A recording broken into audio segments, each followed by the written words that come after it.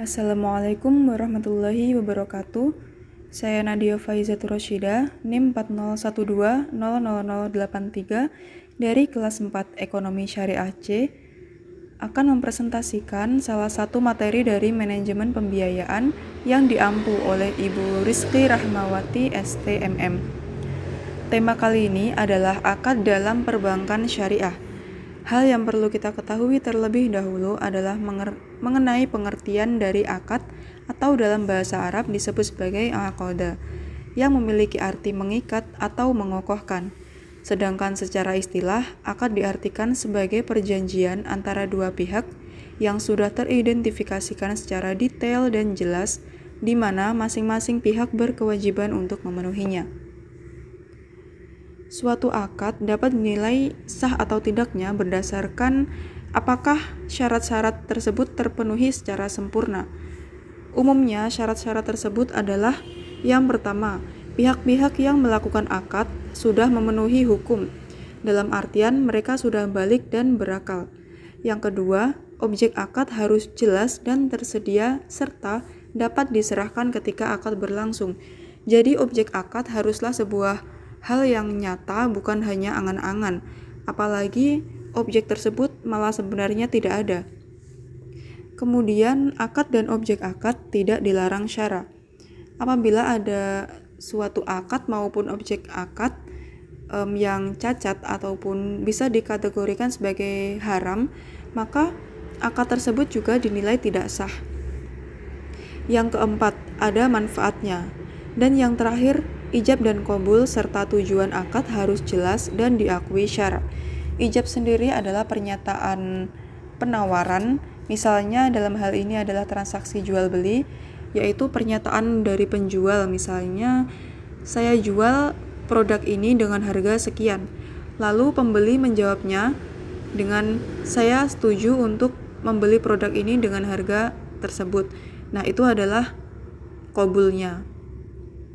Kemudian skema akad dalam perbankan syariah. Akad dalam perbankan syariah itu terbagi menjadi dua. Yang pertama adalah akad tabarru yang bersifat social oriented, atau dalam hal ini akad tersebut bertujuan untuk menolong sesama manusia. Yang termasuk dalam akad tabarru adalah qard dan rohan yang merupakan akad pinjaman uang, wadiyah, wakalah, dan kafalah yang merupakan akad pinjaman jasa, serta hibah dan wakaf yang merupakan akad pemberian sesuatu. Jenis kedua adalah akad tijarah. Akad tijarah ini berorientasi pada profit atau keuntungan, di mana pihak bank mengambil sebuah keuntungan dari akad yang berlangsung. Tijarah terbagi juga menjadi dua. Yang pertama adalah natural certainty contracts, atau akad yang memiliki kepastian return atau pendapatan. Yang termasuk dalam natural certainty contract adalah akad murabahah, salam istisna, dan ijarah. Yang kedua adalah natural uncertainty contract, yaitu akad yang memiliki ketidakpastian return. Jadi di sini pendapatan dari nasabah maupun pihak bank ditentukan oleh besarnya nisbah yang telah disepakati di awal. Jadi misalnya nisbah dari nasabah dan pihak bank adalah 60% dan 40%. Maka nisbah tersebut dapat dihitung berdasarkan cara profit maupun secara revenue. Yang termasuk dalam jenis natural uncertainty contracts adalah musyarakah, muzara'ah, musaqah, dan mukhabarah. Penjelasan mengenai akad tabarru. Akad tabarru adalah perjanjian yang bertujuan untuk kebaikan, sehingga bersifat tolong-menolong atau ta'awun tanpa mencari keuntungan. Yang pertama adalah akad qardul hasan, atau bisa disebut sebagai akad qard, yaitu akad peminjaman uang kepada seseorang yang membutuhkan dengan tanpa imbalan. Di sini bertujuan untuk meringankan bebannya. Jadi pinjaman tersebut tidak boleh berlebih. Misalnya meminjam 50 juta, maka harus mengembalikan sebesar 50 juta. Tidak boleh ada lebihan maupun kekurangan. Karena apa? Karena setiap tambahan dalam sebuah pinjaman itu termasuk riba, yang sangat diharamkan dalam Islam. Kemudian rohen adalah akad penyerahan sejumlah harta milik peminjam sebagai jaminan atas pinjaman yang diterimanya. Misalnya, seorang nasabah meminjam uang di bank sebanyak 100 juta rupiah, kemudian pihak bank meminta jaminan kepada nasabah berupa sertifikat rumah. Jadi jaminan tersebut juga harus senilai dengan hutang yang dipermohonkan. Kemudian wakalah adalah akad pelimpahan kekuasaan oleh seseorang kepada orang lain dalam hal-hal yang boleh diwakilkan. Aplikasi dalam perbankan syariah, misalnya nasabah meminta pihak bank untuk mewakilkan dalam membayar listrik maupun membayar telepon. Kemudian akad kafalah, yaitu akad pemberian jaminan yang diberikan satu pihak ke pihak lain, di mana pemberi jaminan bertanggung jawab atas pembayaran kembali utang yang menjadi hak penerima jaminan. Seperti yang disebutkan dalam Quran Surah Yusuf ayat ke-72, yang berarti penyeru-penyeru itu berseru, "Kami kehilangan piala raja dan barang siapa yang dapat mengembalikannya akan memperoleh makanan seberat beban unta dan aku menjamin terhadapnya." Kemudian ada dua akad yang memiliki makna yang hampir sama namun berbeda dalam tujuannya. Yang pertama adalah akad wakaf, yaitu pemberian sesuatu di mana penggunanya untuk kepentingan umum dan agama. Sedangkan akad hibah adalah pemberian sesuatu kepada orang lain dengan sukarela atau tanpa meminta ganti. Contoh dari wakaf sendiri adalah seperti wakaf masjid, wakaf tanah, wakaf bangunan, pesantren, dan sebagainya. Sedangkan hibah adalah pemberian yang terkhusus atau tertuju kepada sekelompok orang maupun satu orang, di mana misalnya saya hibahkan motor ini untuk Anda, atau saya hibahkan atau saya ikhlaskan utang ini sehingga utang tersebut lunas. Kemudian akad wadiah, yaitu penitipan barang atau jasa antara pemilik barang atau mudi dengan penerima titipan atau wadi dengan tujuan menjaga keselamatan, keamanan, serta keutuhan barang tersebut. Akad wadiah itu terbagi menjadi dua, yaitu wadiah yad al-amanah dan wadiah yad az-zamanah.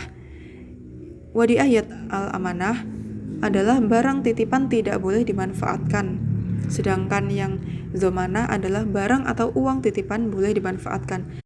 Prinsip wadiah pada produk bank syariah dapat dikembangkan menjadi dua jenis, yaitu prinsip wadiah yad zamanah yang diterapkan pada rekening produk giro dan prinsip wadiah yad amanah, harta titipan tidak boleh dimanfaatkan oleh bank.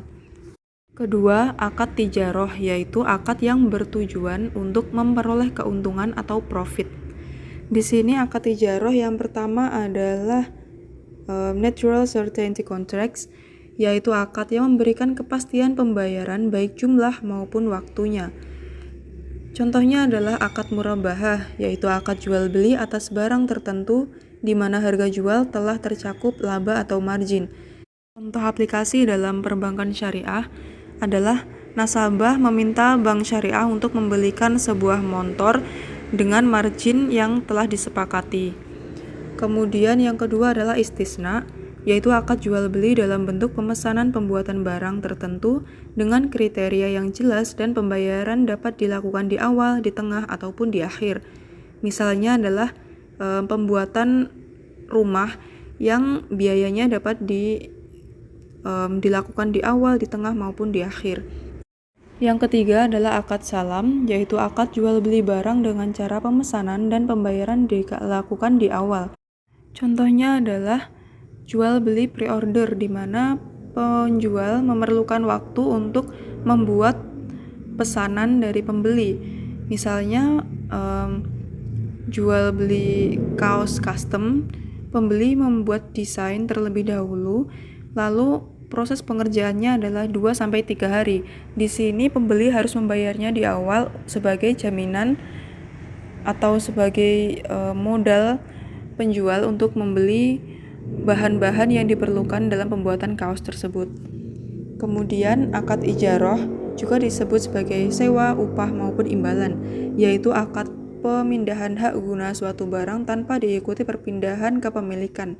Contohnya adalah operating lease, financial lease, dan ijaroh muntahiyah bitamlik atau akad sewa yang digabung dengan akad jual beli. Implementasi dari akad ini adalah sebuah perusahaan yang menyewa mobil bagi karyawan-karyawannya dengan pembayaran sewanya melalui potong gaji karyawan, misalnya selama 4 tahun. Maka setelah 4 tahun mobil tersebut dapat dimiliki atau kepemilikan berpindah 100% ke para karyawan. Kemudian natural uncertainty contracts atau akad yang tidak memberikan kepastian pembayaran baik jumlah maupun waktunya. Contohnya di sini adalah pada kerjasama pertanian ada 3 jenis, yaitu musaqah, mukhabarah, dan muzaroah. Ketiga akad ini memiliki perbedaan dari segi jenis usaha dan ketentuan bagi hasil, di mana musaqah pemilik mempersiapkan kebun yang telah ada tanamannya, lalu petani penggarap bertugas untuk memelihara tanaman tersebut dengan cara menyirami dan mengelolanya. Kemudian mukhabarah itu pemilik lahan yang juga mempersiapkan bibit dari tanaman, dan tugas dari petani penggarap adalah menanam dan memelihara tanaman. Sedangkan muzaroah, bibit tanaman itu dari petani penggarap yang juga ia menanam dan memelihara tanaman, sedangkan pemilik tanah hanya mempersiapkan tanahnya saja tanpa ada tanaman maupun bibitnya. Jadi dapat disimpulkan bahwa musaqah ini pemilik telah memiliki kebun yang ada tanamannya, sedangkan mukhabarah pemilik memiliki lahan dan bibitnya, namun bibit tersebut belum ditanam, dan muzaroah pemilik hanya mempersiapkan tanah dan bibit serta hal lain terkait pemeliharaan tanaman diserahkan kepada petani penggarap. Kemudian ada musyarakah, yaitu akad kerjasama antara dua pihak atau lebih untuk mencapai tujuan tertentu. Musyarakah ini dapat dibagi menjadi 5. Yang pertama adalah muwafadah, yaitu kerjasama dengan porsi dana yang sama. Misalnya sekelompok orang ingin mendirikan sebuah usaha, maka modal yang mereka berikan itu porsinya sama. Misalnya tiap orang memberikan modal sebanyak 5 juta. Kemudian ada inan, yaitu kerjasama dengan porsi dana yang berbeda. Jadi pihak antara satu orang dengan orang lain memiliki modal yang berbeda tergantung dari keinginan mereka.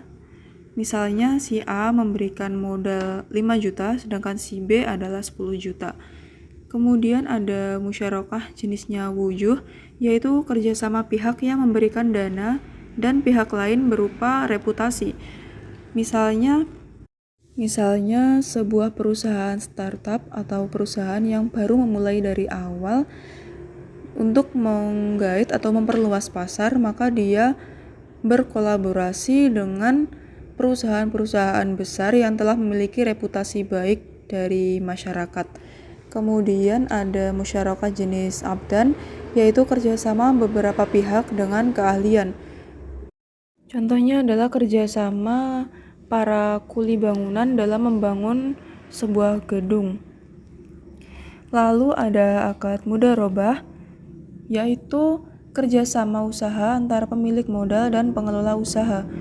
Dalam pengaplikasian di perbankan syariah adalah seorang nasabah yang ingin membuat sebuah usaha namun tidak memiliki modal, maka ia meminta tolong atau meminta bank untuk meminjamkan sejumlah uang dengan akad mudharabah.